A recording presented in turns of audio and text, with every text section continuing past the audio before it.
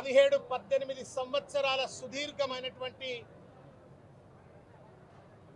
రాజకీయ ప్రస్థానంలో నాకు మరో జన్మ ఇవాళ ఎమ్మెల్సీగా తెలంగాణ రాష్ట్ర తొలి ముఖ్యమంత్రి పితృ సమానులు తెలంగాణ ఉద్యమకారులు తెలంగాణ రాష్ట్ర అభివృద్ధి ప్రదాత అయినటువంటి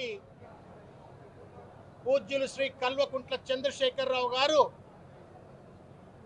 నా జీవితంలో ఒక మలుపు తిప్పేటువంటి నాకు రాజకీయంగా మరుజన్మ కల్పించేటువంటి ఒక అద్భుతమైనటువంటి అవకాశం ఈరోజు ఎమ్మెల్సీగా నాకు కల్పించినారు.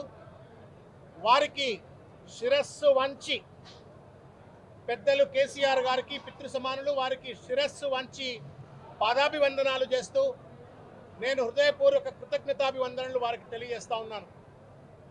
అదేవిధంగా కార్యనిర్వాహక అధ్యక్షులైనటువంటి శ్రీ కల్వకుంట్ల తారక రామారావు గారు, మాజీ మంత్రివర్యులు శ్రీ హరీష్ రావు గారు, మాజీ రాజ్యసభ సభ్యులు శ్రీ సంతోష్ రావు గారు, కవితమ్మ గారు, ఇంకా మొత్తం తలసాని శ్రీనివాస్ యాదవ్ గారు, మధుసూదనాచారి గారు, పద్మారావు గారు, ఇంకా అనేక మంది శాసనసభ్యులు శాసన మండలి సభ్యులు వారందరి యొక్క ప్రోద్బలంతో ఈరోజు నేను ఎమ్మెల్సీగా ప్రమాణ స్వీకారం చేసినాను. ఆ శాసనసభ్యులందరికీ శాసన మండలి సభ్యులందరికీ బీఆర్ఎస్ పార్టీ నాయకులకు అందరికీ కూడా పేరు పేరున నేను నమస్కారం తెలియజేస్తా ఉన్నాను. ఈరోజు కేసీఆర్ గారు ఎమ్మెల్సీ పదవి నాకు కట్టబెట్టి ఇది పదవి కంటే కూడా ఒక బృహత్తరమైనటువంటి ఒక బాధ్యతగా నేను భావిస్తా ఉన్నాను.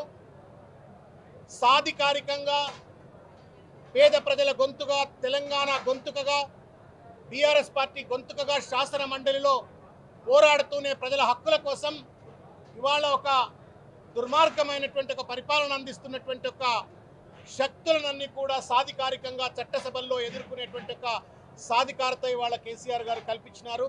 మరొక్కసారి నేను వారికి కృతజ్ఞతలు తెలియజేస్తా ఉన్నాను. నేను తెలంగాణ సమాజానికి ఒక విజ్ఞప్తి చేస్తా ఉన్నాను. నా చివరి శ్వాస వరకు 18 సంవత్సరాలు దాదాపు నేను ఒక పూర్తి సమయ కార్యకర్త వలె నేను రాజకీయాల్లో పనిచేసినాను. నా చివరి శ్వాస వరకు కూడా ఇంకా ద్విగుణీకరించినటువంటి ఒక స్ఫూర్తితో ఇంకా బలంగా ప్రజల గొంతుకగా ప్రజల హక్కులను కాపాడటానికి తెలంగాణ అస్తిత్వాన్ని కాపాడటానికి ఆత్మగౌరవం కాపాడడానికి నా శాయ శక్తులా కృషి చేస్తానని చెప్పని మీ అందరికీ కూడా నేను మీ అందరి ముందు నేను సవినయంగా మనవి చేసుకుంటా ఉన్నాను. ప్రపంచంలో ఏ మూల ఏ క్షణం ఏం జరుగుతుందో వేగంగా తెలుసుకోవడానికి తొలి వెలుగు వాట్సాప్ ఛానల్ని ఫాలో చేయండి.